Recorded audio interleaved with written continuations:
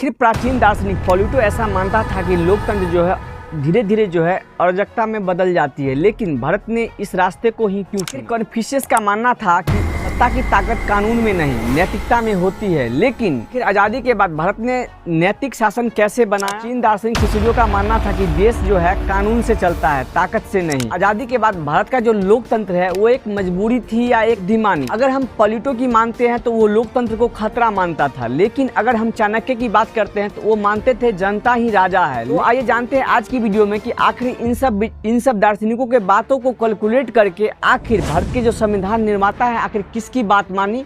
तो आइए जानते हैं आज की इस वीडियो में, वो है डार्क साइड ऑफ डेमोक्रेसी। तो बने रहिए वीडियो के अंत तक। तो सबसे पहले आप ऐसा जानो कि भारत को जब आज़ादी मिली तो उस समय जो भारत के संविधान निर्माताओं के सामने जो चुनौती थी सबसे बड़ी, वह भारत जो है एक भाषा बोलने वाले लोगों की भारत नहीं था, क्योंकि उसमें आज तक विविधताओं वाले देश है। यानी कि भारत में जो है 1000 से अधिक भाषाएं बोली जाती हैं।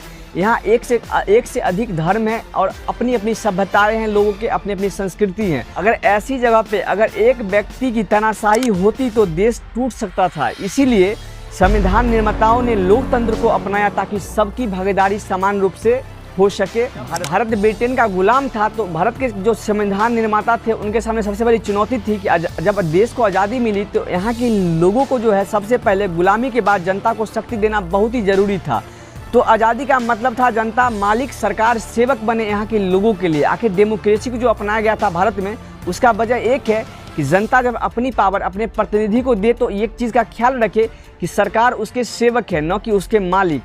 क्योंकि चाणक्य का एस्टीमेट यहाँ कोट होते हुए दिखता है कि जनता ही राजा। क्योंकि लोकतंत्र में जनता वोट देकर सरकार बदल सकती है। यहीं पर हमें असली पावर हमें देखने को मिलता है। वह यही असली आज़ादी का मतलब है कि हम सरकार तक को अपनी पावर अपनी वोट पावर से बदल सकते हैं। 15 अगस्त 1947 को आज़ादी मिलने के बाद भारत के जितने भी फ्रीडम फाइटर्स थे उनके सामने एक सपना था कि आखिर जो अम्बेडकर, नेहरू, गांधी ये सब चाहते थे कि भारत में जो ऐसी शासन व्यवस्था को अपनाई जाए जहां पे जनता ही शासन करे, वह सरकार के माध्यम से। क्योंकि जनता जब शासन अपने तरीके से करेगी तो भारत में जो लोकतंत्र अपनाने का मेन मतलब था ताकि गरीब आदमी का भी आवाज हो इस देश में और उसकी भी कोई आवाज़ सुने। क्योंकि अगर इस देश में लोकतंत्र नहीं होता तो यहाँ गरीबों की आवाज़ नहीं सुनी जाती और जो कुछ पावर है कुछ जगहों पे जाके सिमट के रह जाती है। वो है जैसे आप अमीर और ताकतवर और कुछ राजाओं के पास ही अधिकार होते वह बोलने का, कुछ करने का।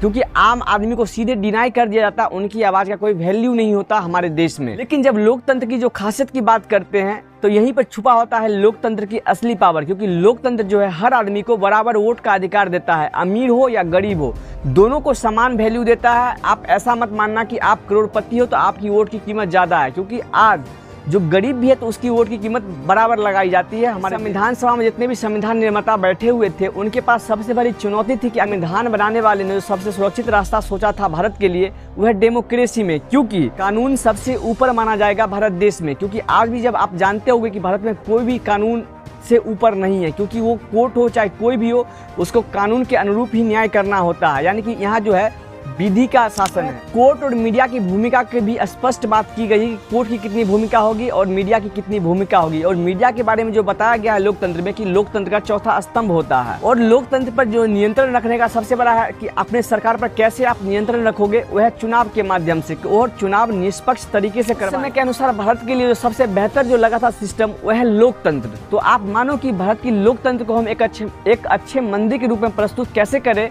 क्योंकि जितने भी संविधान निर्माता थे उनका एक ही उद्देश्य था कि यहाँ के लोगों को जो अधिकार दिए गए हैं, जो कर्तव्य दिए गए हैं और यहाँ की सरकार पर जो सीमाएं लादी गई है कि वो यहाँ जनता का सेवक बन के रहे, राजा ना बन जाए। तो आप एक बार अपनी सरकार को वॉच करिएगा, क्या आज़ादी के समय जो संविधान बनी थी, जो संविधान निर्माताओं का सपना था कि भारत के लोग यहाँ के राजा होंगे और उनके द्वारा ही यहाँ की शासन प्रणाली की संचालन की जाएगी। तो आप एक बार सोचिएगा और अपना राय कमेंट बॉक्स में ज़रूर पिन करिएगा। क्या आप सच्चे नागरिक हैं और यहाँ सच में आप सरकार यहाँ का जनता का सेवक है या मालिक बन बैठा है? तो एक बार आप एग्जामिन करिएगा अपनी सरकार को आज 2026 में और कमेंट बॉक्स में आप बताइएगा कि आज की सरकार एक लोकतांत्रिक सरकार है या नहीं है। और दूसरा क्वेश्चन है आपके लिए कि आप एग्जामिन करना इस बारे में कि आज की सरकार जनता का सेवक है या जनता का मालिक। तो बताइएगा अपनी राय कमेंट बॉक्स में। मिलते हैं किसी अगली वीडियो में किसी अन्य टॉपिक के साथ, तब तक के लिए धन्यवाद। अगर आपको वीडियो इन्फॉर्मेटिव लगे तो अपने दोस्तों के पास ज़रूर शेयर